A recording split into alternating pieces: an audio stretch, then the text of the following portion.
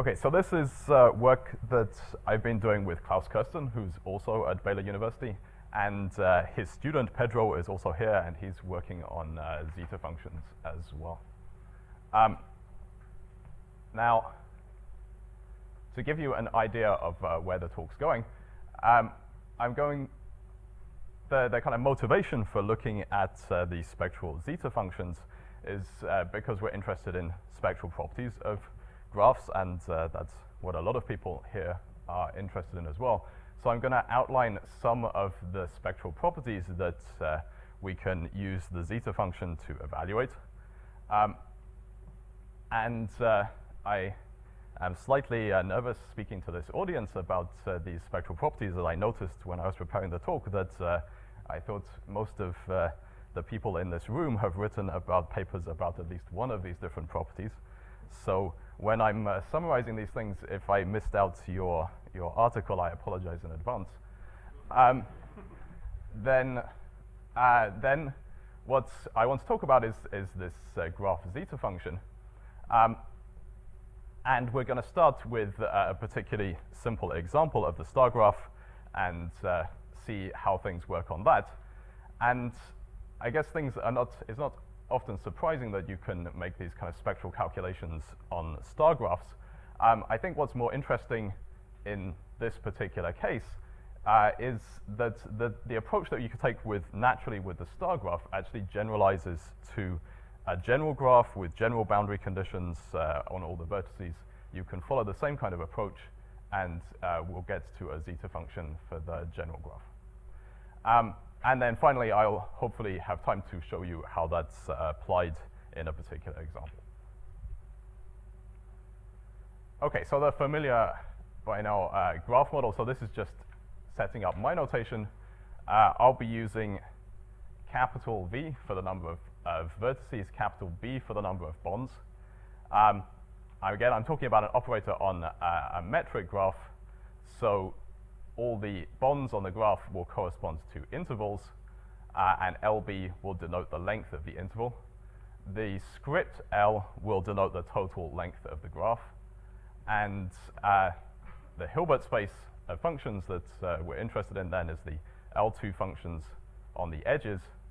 And our operator on a bond will be the negative second derivative with some appropriate vertex matching conditions, so the operator's self-adjoint. So we'll consider a positive graph spectrum. And the first property that we might be interested in, say, is the spectral determinant. And formally, that's the product of the non-zero eigenvalues. And a lot of people have worked with spectral determinants on graphs, papers that go back to 1990. Several articles have been missed out on this list, several more papers by Dubois after 2000, particularly a recent paper that appeared in the proceedings of the program by Friedlander that kind of inspired us to think about zeta functions, where he uses the Dirichlet to Neumann map and analyzes graphs with delta-type coupling conditions where the sum of the derivatives at the vertices are proportional to the value of the function at the vertex. And then a recent paper that was just on the archive by Texier, he looks again at these delta coupling conditions, although he includes a potential that we won't have in today. And there he makes he analyzes these for the delta coupling conditions and then makes a conjecture for general matching conditions. So what I'll show you, our proof for without a potential agrees with the conjecture that he made recently. Another motivation for looking at the zeta function is that we can use it to look at the Casimir effect on graphs. So the Casimir effect was predicted way back when, and it was predicted as a attraction between two uncharged parallel plates. So this is a prediction of field theory, and it's only recently that observations have become accurate enough to actually distinguish this kind of attraction from errors that might be in your setup. So this is a picture of Casimir and some illustrations of what vacuum fluctuations look like according to Wikipedia. So vacuum fluctuations are blue. Now, a way of thinking about this attraction between uncharged plates is to think of learning to sail. If you start learning to sail and you get in your boat and you're sailing through a big harbor with big ships in, like oil tankers, then you're told not to sail between the big ships. And the reason you shouldn't sail between the big ships is because the big ships will tend to come together, and that could crush your little boat. So, and you can think that this is actually a very natural reasoning for this. If you think about the big ships, there's a small space between them, so only small waves can fit in between the big ships. But in the whole of the harbor, you have larger waves, and this difference in the energy density of the waves between the ships is going to cause them to come together. And it's the same kind of effect that you're seeing in the Casimir effect. So the Casimir effect is due to changes in the energy density, and the energy of the vacuum from quantum field theory for a scalar field theory will be the sum of the square roots of the eigenvalues of a Laplace operator. And this prime is just denoting that we're removing zero values. So every time a prime appears, it's just don't count zero eigenvalues. Now the vacuum energy was predicted between parallel plates. You can also make calculations of this for other geometries that have particularly good symmetry properties. So for example, a sphere in a plate or two spheres, you can calculate analytically the vacuum energy, but it's something that's difficult to calculate analytically and in anything more complicated than, say, spheres and plates. So people have more recently proposed some more exotic models of vacuum energy, and the first of these kind of exotic models was proposed by Leboeuf, Monastre, and Berhigas, where they were interested in modeling what would happen if you had chaotic eigenvalues. And the way they did that in order to be able to calculate the vacuum energy was to imagine that the eigenvalues of your operator were corresponding to the zeros, the zeros on the critical line of the Riemann zeta function. And kind of according to following the Hilbert-Pollier conjecture, these would be like the eigenvalues of a chaotic system, and they used that to make some predictions about vacuum energy. And more recently with graphs, Stephen and Justin, who are here with Lev Kaplan, they looked at star graphs, and they saw a particularly interesting effect for star graphs with Neumann-like boundary conditions. So there they noticed that the Casimir effect, when all the edge lengths were the same, changed when the number of bonds on the star went larger than 3. So for more than 3 bonds, instead of an attractive effect, you saw a repulsive effect. And then more recently with Gregory and Justin, we looked at general graphs and a periodic orbit expansion of the vacuum energy and made some predictions using random matrix theory. So vacuum energy is another thing we're going to be interested in. Final area is going to be the heat kernel, and people have been studying the heat kernel right back to the beginning of people looking at trace formulas on graphs with Roth's trace formula. People have studied the heat kernel in star graphs, heat kernel with more general matching conditions, and recently the most general trace formula for the heat kernel, I think, is by Jens Bolter and Sebastian Enders. So all these kind of properties that people are interested in can all be related to the spectral zeta function. So formally, the spectral zeta function, we're just going to think of the Riemann zeta function where we take the sum of the integers raised to the positive integers raised to the power minus s, and just replace the positive integers with the eigenvalues of our graph. And then this is convergent for the real part of s greater than 1, and we can make we'll make an analytic continuation to the all values or a wider range of values of S to the left of the line real part of S equals 1. And some people have already looked at some things about zeta functions on graphs. Carlson used it for eigenvalue problems, and recently Sebastian Enders and Frank Steiner looked at zeta functions of the Berry-Keating operator, so with some applications in number theory. So if you have this spectral zeta function, then you also know all these spectral properties. So for example, if you want to sum up the square roots of the eigenvalues, well, you just square roots of eigenvalues is zeta at -1/2. So we just want to evaluate zeta at -1/2, and this will automatically give us our regularized formula for the vacuum energy. And then if we want the spectral determinant, so product of zeta functions, we just need to know the derivative, product of eigenvalues, we just need to know the derivative of the zeta function evaluated at 0, and then we know the spectral determinant.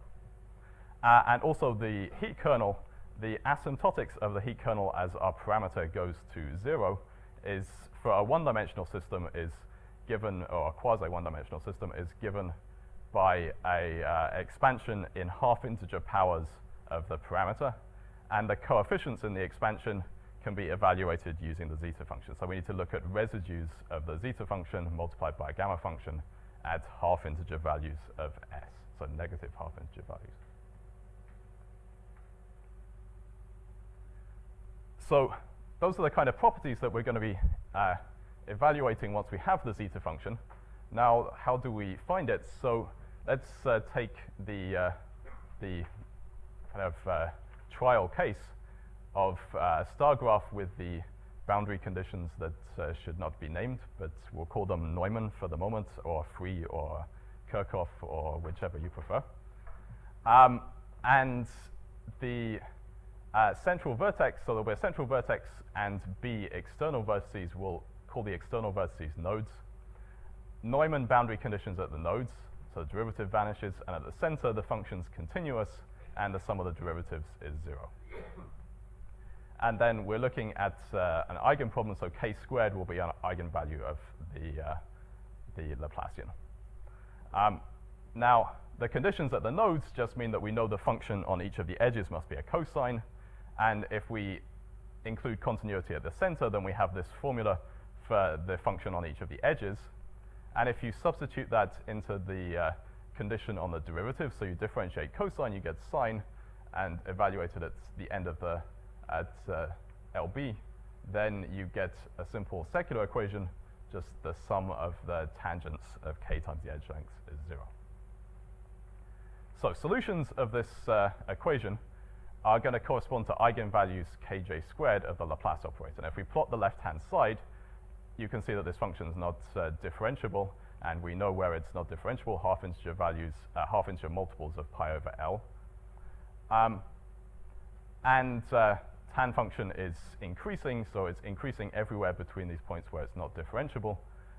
So we know that if the edge lengths are incommensurate, then the poles and the zeros are going to be distinct, and there must be 1 0 between every pair of adjacent poles. So let's make our case even easier to start off with, so that we have a formula that we can all agree on to compare things to. Let's just take the case of equal bond lengths. So then the secular equation is going to reduce to this, just a tan function is 0. So zeros of this equation are integer multiples of pi over L. And then you see as well that if we set the edge lengths to be 0, making a pair of edge lengths the same is going to pinch one of these solutions between two of the poles of this function. So if we make all the edge lengths the same, B edge lengths become the same, we're going to collect B minus 1 eigenvalues at a pole of the tan function.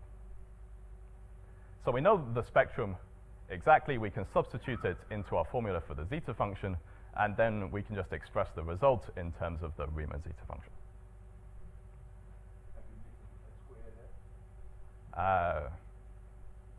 whereabouts in?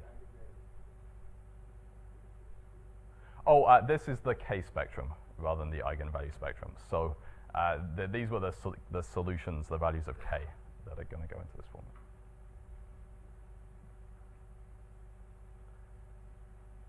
So we have the zeta function when all the edge lengths, exactly when all the edge lengths are the same. And if we take the zeta function and we evaluate the derivative at 0, we get a neat 2b times the length of the graph over b for the spectral determinant.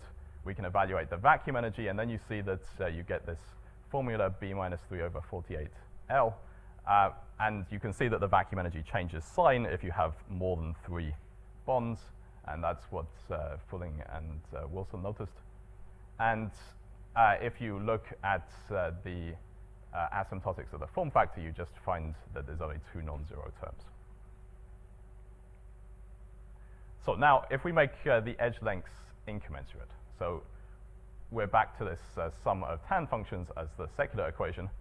Now we're going to define a function f of z, where it'll be convenient just to divide by z so that we don't have a 0 at z equals 0. And then the secular equation would be the same as f of k is 0. And then what we're going to use to evaluate the zeta function is the argument principle. So we're going to take the derivative of this function, divide by the function, and then we'll pick up poles where we want the square of the values of, or we want the values of the poles of this function, the zeros of this function raised to the power minus 2s. So we want this contour to enclose the zeros and avoid the poles of our function f. And then the basic procedure is going to be that we make a contour transformation so that we have an integral along the imaginary axis, and when we do that, we're going to pick up a contribution from each of the poles. So we make a contour transformation, and then the zeta function is going to have 2 parts, an imaginary and part that comes from the integral on the imaginary axis, and a contribution of the poles. So we know the position of the poles. We can count up the residues of the poles and just express the answer in terms of the Riemann zeta function. And for the spectral determinant, we'll also be interested in the derivative of the pole contribution, and that will just be minus b log 2. Now, if we look at the integral on the imaginary axis, so z will change coordinates, so z is it, t is the distance up the imaginary axis.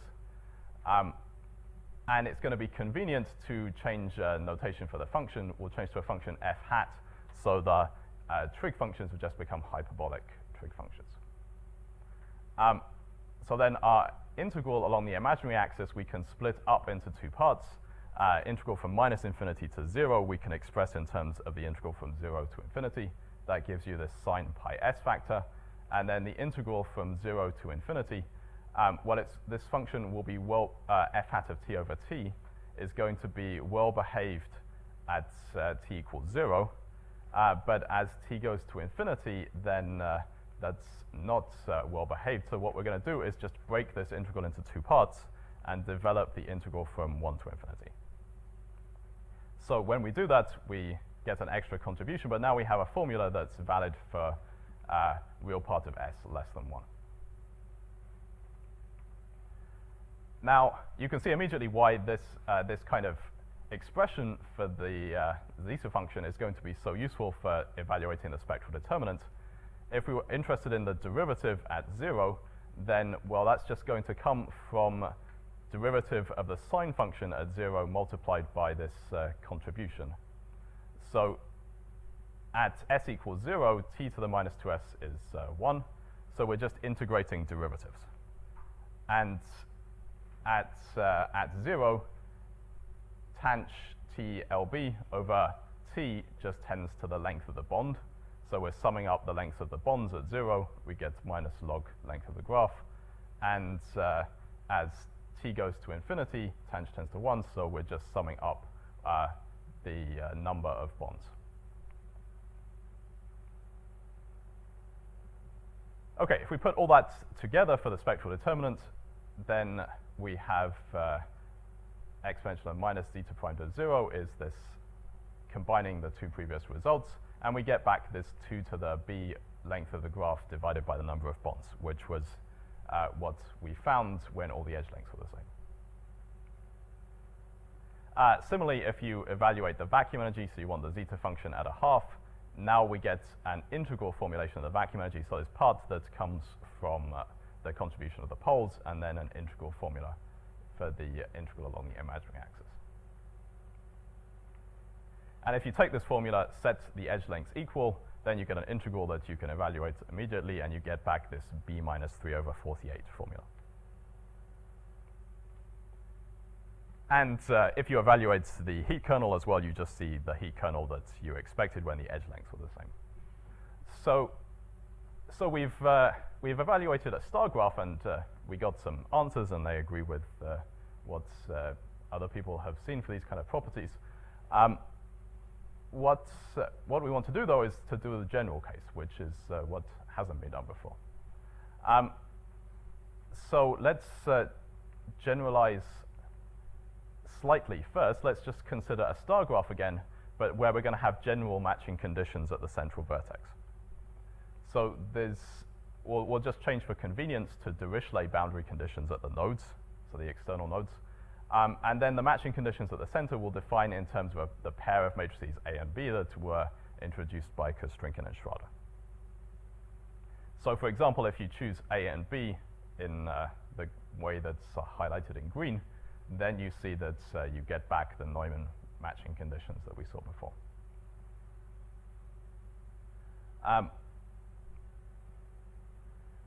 So if we want a secular equation in terms of the boundary conditions, well, we know with Dirichlet boundary conditions at the nodes, the functions on the edge must just be multiples of the sine function. So the function on the whole graph is just given by the coefficients of the sine functions on the edge. We'll introduce a matrix bold L, which will be a diagonal matrix of the lengths of the edges. And then the matching condition at the center, we can write, so we can substitute, we can write in terms of this vector of coefficients on the, that defines the function on the edges.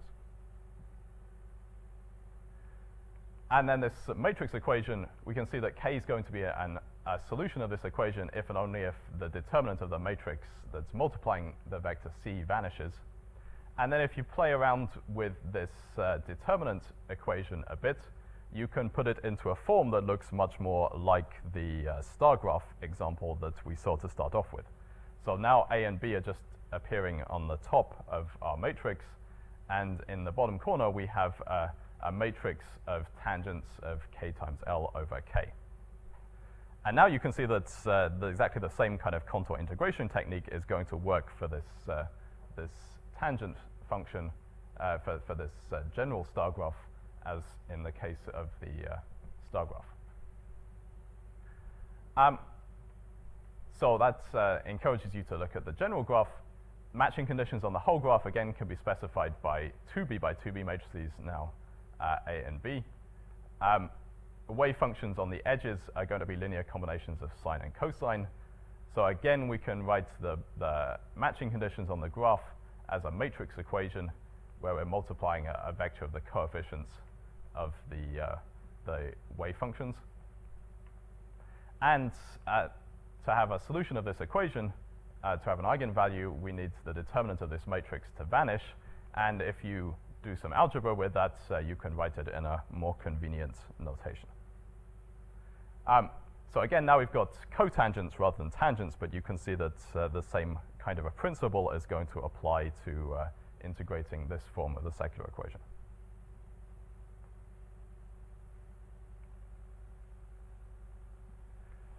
So, so our theorem for general graphs is that if you have vertex matching conditions defined by these matrices A and B, the edge lengths are incommensurate on the whole graph, then the zeta function can be expressed in this form. So this is the form you're familiar with from before. We've just got a contribution of the poles of the function f that's the left-hand side of this equation. that we could evaluate straight away. And then you've got an integral along the imaginary axis that's given you all the other terms. So again, we need to break the integral into two parts. The function's well behaved at 0, but we need to know about the asymptotics of this function f hat that we want to integrate as t goes to infinity. So you can see as t goes to infinity, we're going to end up with determinant of a minus t times b. That can be expanded as a polynomial in powers of t. And then the capital N here is the highest power of t that appears in that expansion. Yeah. Is there a... Oh, yes, they should be added together and not multiplied here. So we have this asymptotic expansion. The first term in that expansion, the coefficient is a capital N. So now we have a formula that's valid between minus a half and 1. We can use that to find the spectral determinant. So we want the derivative of this function at 0. Again, we're just evaluating integrals of derivatives. So straight away, we get out a general formula for the spectral determinant of a general graph. So it has quite a nice compact form. It's just written in terms of the matching conditions on the graph. The metric information appears here, and we need to know about this coefficient an that just comes from the expansion of this determinant.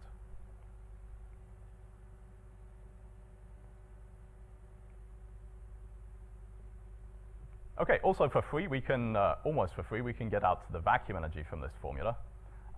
The only thing is that we had a formula that was valid to the right of minus a half. We now need to evaluate it at minus a half, so we need to extend it a little bit further to the left. So rather than just subtracting the first term in the asymptotic expansion, we need the first two non-vanishing coefficients.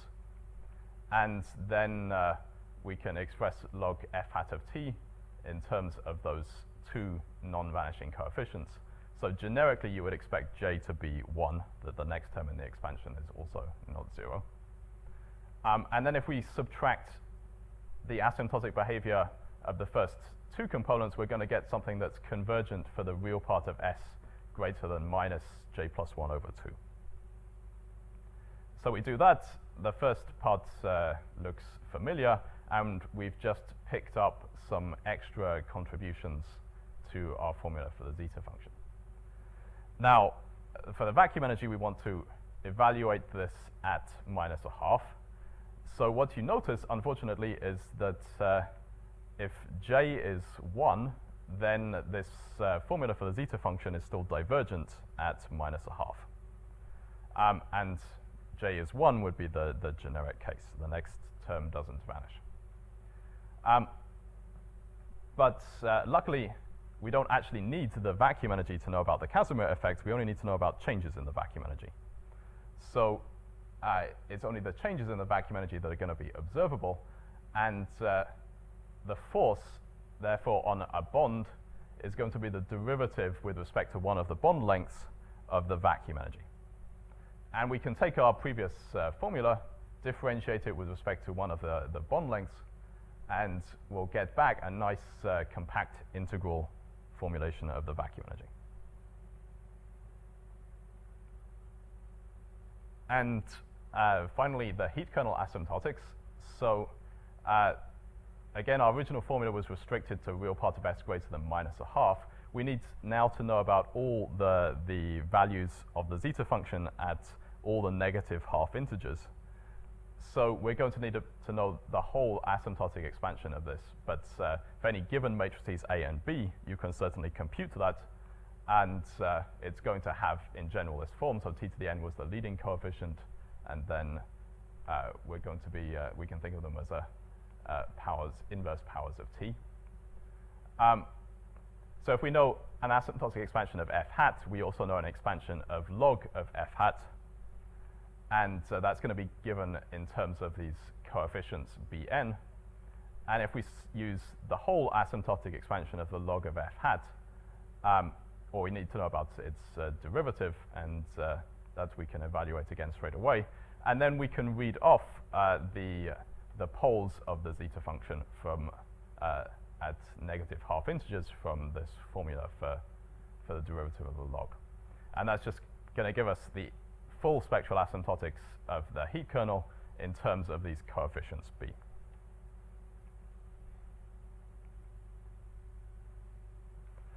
Okay, so I think we're doing quite well for time, so I can tell you about this example. So this is just how you could put it together in a first example you might be interested in.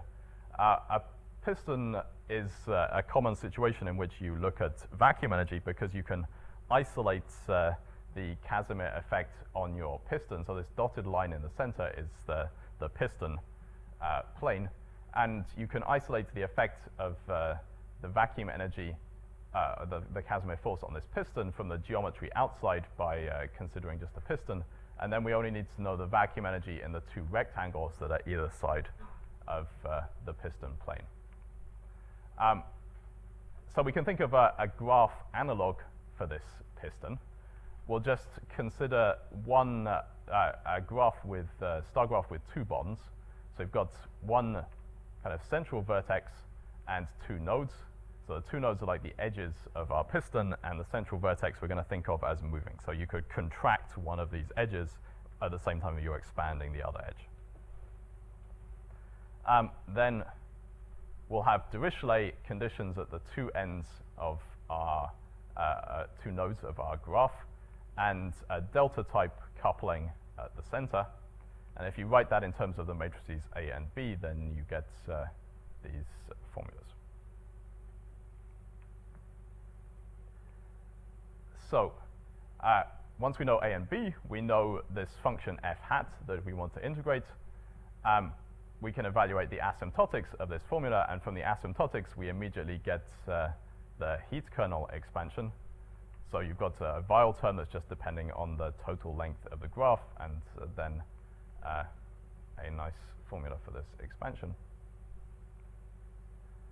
We have a formula for the force on the central vertex, so we can just integrate that numerically, and then for different values of the coupling parameter, and then we get a picture that looks like this. So what you're seeing is that if L is less than a half, your central vertex is closer to the vertex at the left, then the force is negative, so you're being attracted to that vertex. The first edge is shrinking and the second one's growing. So what you're seeing is that you're attracted to whichever node, the central node is attracted to whichever node it's closest to. And what you can see is as you increase the coupling, then you can feel the force due to the nodes that you're closer to further away from the node.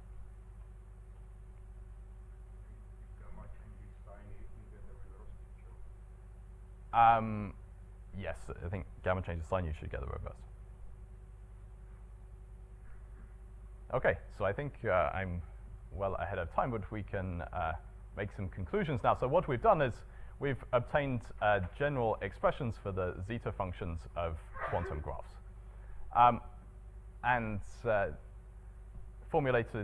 we can formulate the spectral determinant for general matching conditions. So although people have looked at spectral determinant before, I think this is the first proof for graphs with general matching conditions at the vertices, and agrees with the recent conjecture. We've got integral formulation of the vacuum energy to compare with periodic orbit expansions of the vacuum energy. And we can also get out heat kernel expansion in terms of the vertex matching conditions.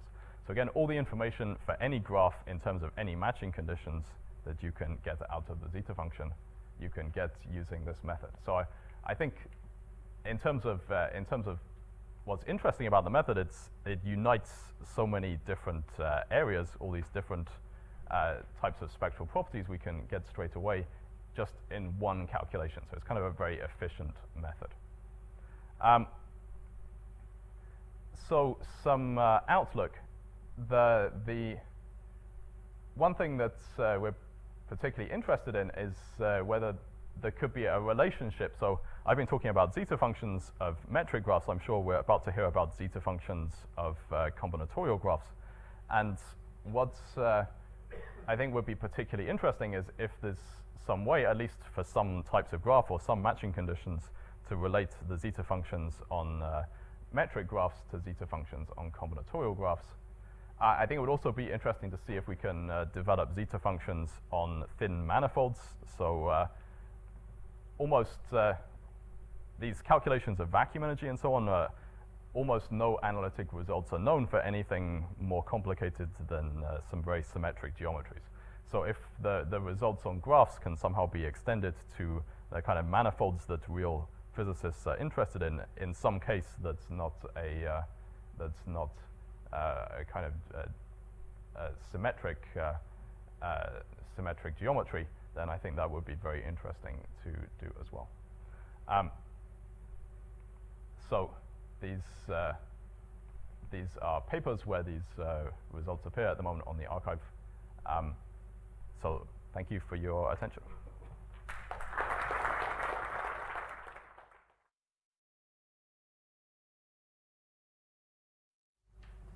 Your final formula for the piston graph didn't have a gamma in it. I suspect a misprint. Oh, final formula for... Lambda should be gamma, perhaps? Oh, yes, I changed notation because I realized I was using lambda for eigenvalues, so lambda is gamma, yes.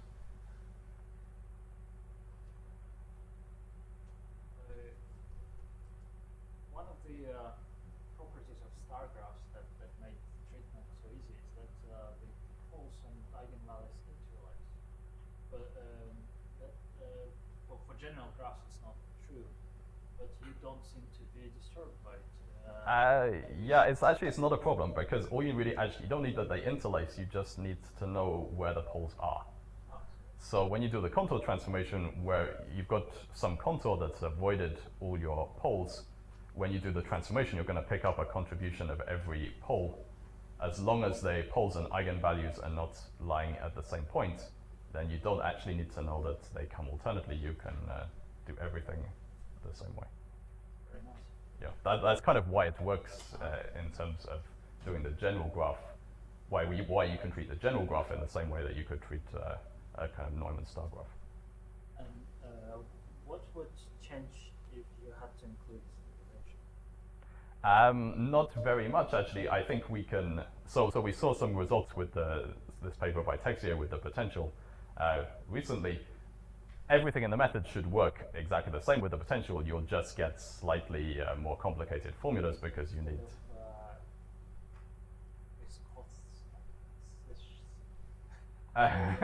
You have the corresponding CNS functions. Yeah. So the whole thing ought to work, and I think we'll probably write that down as well.